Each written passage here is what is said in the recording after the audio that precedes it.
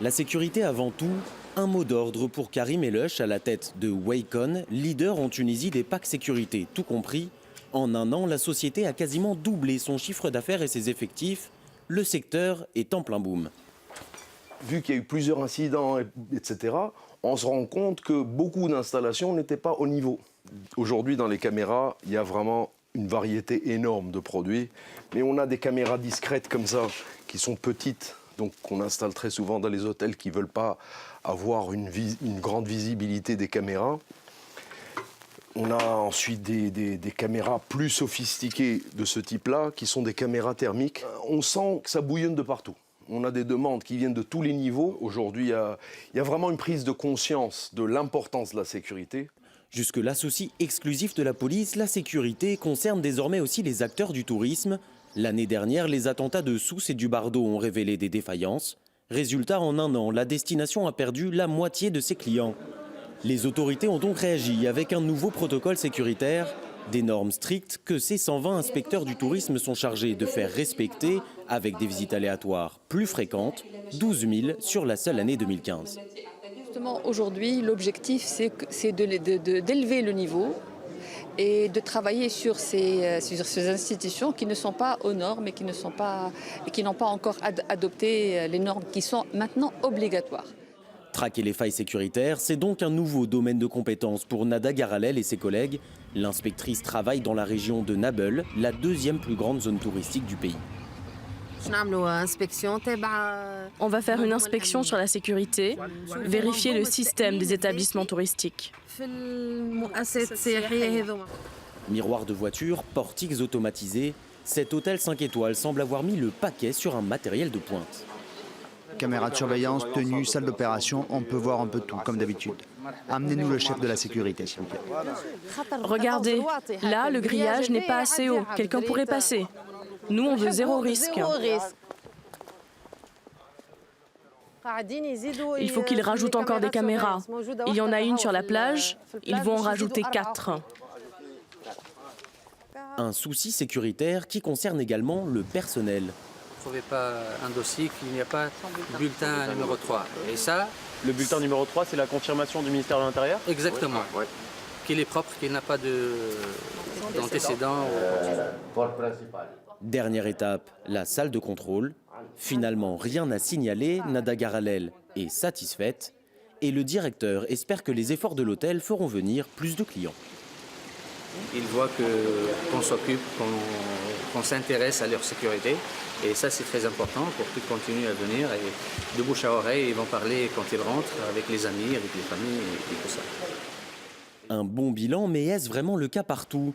Dans cet autre établissement, déjà pas de portique à l'entrée et l'inspectrice est rapidement agacée. On peut voir la nouvelle salle de vidéosurveillance? On n'en a pas encore, elle n'est pas prête. Oui, car si les caméras sont bien là, sans salle de contrôle, elles ne servent pas à grand-chose.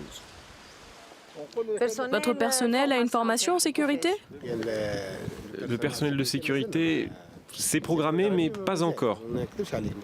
Pour l'instant, les inspecteurs en restent à un simple avertissement. Pour éviter la fermeture, l'hôtelier doit rapidement se mettre à niveau. Mais voilà, assurer la sécurité, ce n'est pas encore rassurer les marchés. Pour cela, il faut convaincre les intermédiaires, ceux qui devront vendre la destination Tunisie à l'étranger. On veut juste vivre en paix. Le terrorisme n'est pas de chez nous. Ce n'est ni dans notre culture, ni dans notre civilisation. Le guide Abdelhamid encadre aujourd'hui un groupe, pas comme les autres. Ici, aucun touriste, mais des représentants d'agences de voyage et d'un tour opérateur russe. Au programme, le musée du Bardo et sa collection de mosaïques. Un lieu symbolique, un an après l'attaque terroriste qui a fait 22 victimes. Au milieu du groupe, Abderrazak Azouzi tente de capter les premières réactions.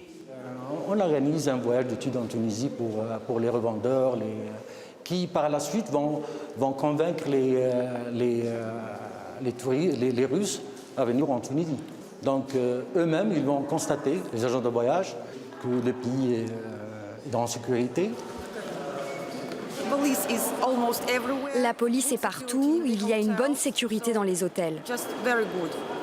La Tunisie n'est malheureusement pas une destination touristique en vogue, mais nous, on dira à nos clients que c'est très bien.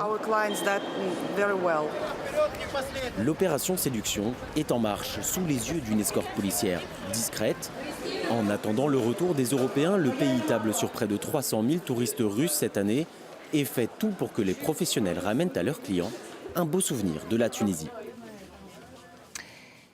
Et avec nous en direct, Kayam Turki, qui est président du think tank Jusur. Bonjour, merci d'avoir accepté notre invitation. Alors, est-ce que vous pouvez nous parler de ce secteur du tourisme d'un point de vue statistique? Est-ce que les mauvais chiffres ne sont dus qu'aux récentes attaques?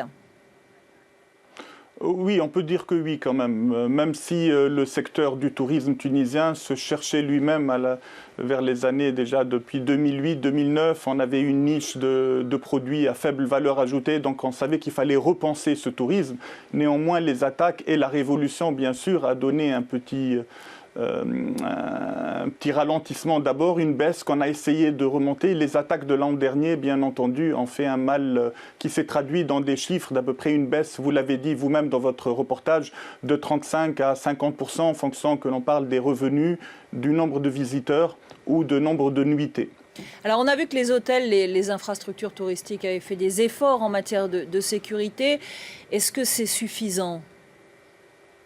Écoutez, c'est déjà beaucoup. On a vite réagi, et bien à mon avis.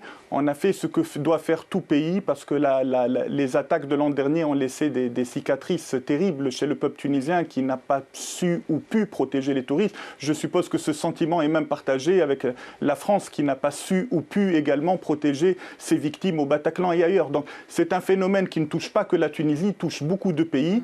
La coopération doit être poussée au maximum et les réactions comme on l'a fait en Tunisie, vous pouvez le voir tout de suite, hein, dès l'aéroport, les places publiques, les souks, les hôtels, il y a énormément d'efforts qui ont été pris. On essaye d'être aussi le plus discret possible parce qu'il ne s'agit pas de faire peur aux touristes, surtout que la situation est bien mieux maîtrisée que les dernières années. De quoi d'autre, à votre avis, la Tunisie a-t-elle besoin pour faire revenir ses touristes ? Écoutez, elle a besoin de rappeler pourquoi on l'attaque avant tout. Si on attaque la Tunisie, c'est parce qu'ils n'ont pas réussi à stopper la transition politique. Je ne sais pas si vous vous souvenez, mais il y a eu des attaques contre certains hommes politiques et contre des forces de l'ordre dans les années 2012, 2013, 2014. On a quand même abouti, on a réussi nos élections. Maintenant, ce qu'ils essayent de cibler, c'est le secteur économique. Et au cœur du système économique tunisien, il y a le tourisme, bien entendu. C'est pour ça qu'ils ont essayé, et ils ont réussi en partie à le toucher fortement. Alors, aider, c'est continuer à venir, parce que ce que les terroristes veulent, c'est exactement ça, c'est que les visiteurs ne viennent plus visiter la Tunisie. Donc c'est le piège dans lequel on ne doit pas tomber. Alors bien sûr, il faut pour nous sécuriser les touristes, nos amis qui viennent d'Europe particulièrement, et j'espère qu'avec tous ces efforts, on va pouvoir y arriver. Merci Kayam Turki, je rappelle que vous êtes donc le président du think tank Jusur. Merci d'avoir été avec nous.